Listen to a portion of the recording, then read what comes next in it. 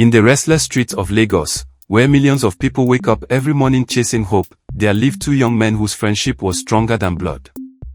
Their names were James and Peter. They had nothing in this world except each other. No wealthy parents. No powerful connections. No comfortable home.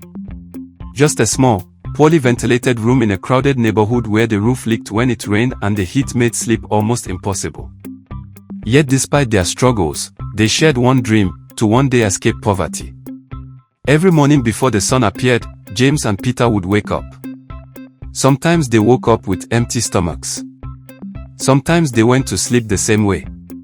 They walked through the busy streets of the city searching for any kind of job they could find. Some days they carried heavy loads for traders in the market. Some days they helped push broken vehicles. Other days, they simply walked for hours with no work and no money. One evening, after an entire day of searching, they returned with almost nothing. They sat quietly beside the roadside, watching expensive cars speed past them. Inside those cars were people laughing, talking, enjoying life. James stared at them with tired eyes.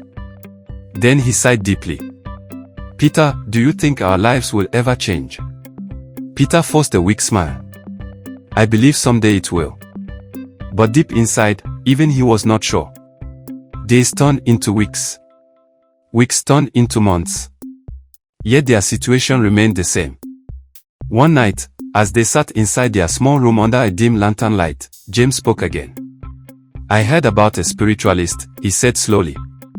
Peter looked up. "A spiritualist?" "Yes. People say he can see the future and reveal what destiny holds." Peter was silent.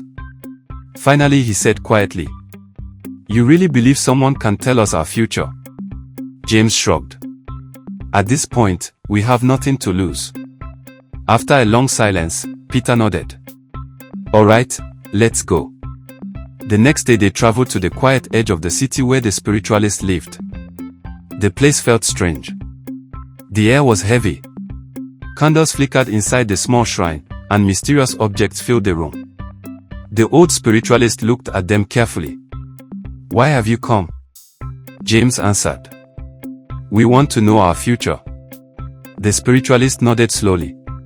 One by one, James stepped forward first. The spiritualist closed his eyes and began chanting softly. Moments passed. Then suddenly his face changed. He opened his eyes and smiled. "Young man," he said, pointing at James. "Your future is bright." James' heart began to race. "In the nearest future," the spiritualist continued, "you will become a great and successful man. Your name will be known across the nation." James could hardly contain his joy. His eyes sparkled with excitement. Finally, his suffering would end. Then it was Peter's turn. Peter stepped forward nervously. The spiritualist closed his eyes again. But this time, his expression became serious. Very serious. The room felt suddenly cold. When he opened his eyes, his voice was heavy. "Young man." Peter's heart pounded. "Your destiny is different." Peter swallowed. "What do you mean?" The spiritualist spoke slowly. "You will struggle, but you will survive." Peter's chest tightened. "You will work, and you will eat." Silence filled the room. "But great success is not written in your destiny." The words felt like a knife. Peter stood frozen. When they left the shrine, their reactions were completely different. James was laughing with excitement. "Did you hear that?" he shouted happily. "I'm going to be successful. The whole nation will know my name." But Peter walked quietly beside him. His heart felt heavy. That night, Peter could not sleep. The words kept repeating in his mind. No great success, just survival. Tears slowly rolled down his face. Then suddenly he sat up. He clenched his fist tightly. And in a firm voice he whispered, "No. I refuse to accept this. I refuse to fail." From that night, Peter changed. He worked harder than ever before. But more importantly, he began to think differently. He started learning from successful traders. He saved every little money he earned. He tried small business ideas. Many of them failed. Sometimes he lost everything. But every time he fell, he stood up again. Meanwhile, James had become comfortable. After all, success was already promised to him. Why stress too much, he often said. My time is coming. So he waited. And waited. And waited. Years passed.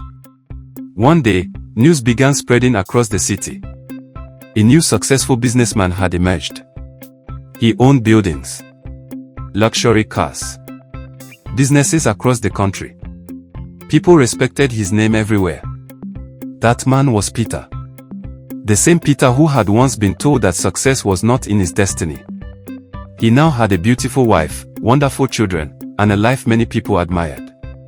One afternoon, in the busy streets of the city, Peter saw a familiar face. A tired man.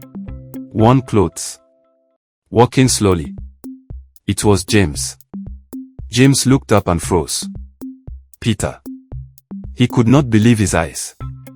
You are the one everyone is talking about. Peter nodded gently. James shook his head in disbelief. But the spiritualist said I would be the successful one. Peter smiled calmly. My friend, he said softly. Destiny is not what someone tells you. It is what you choose to fight for. Moral of the story. Never allow anyone to limit your future.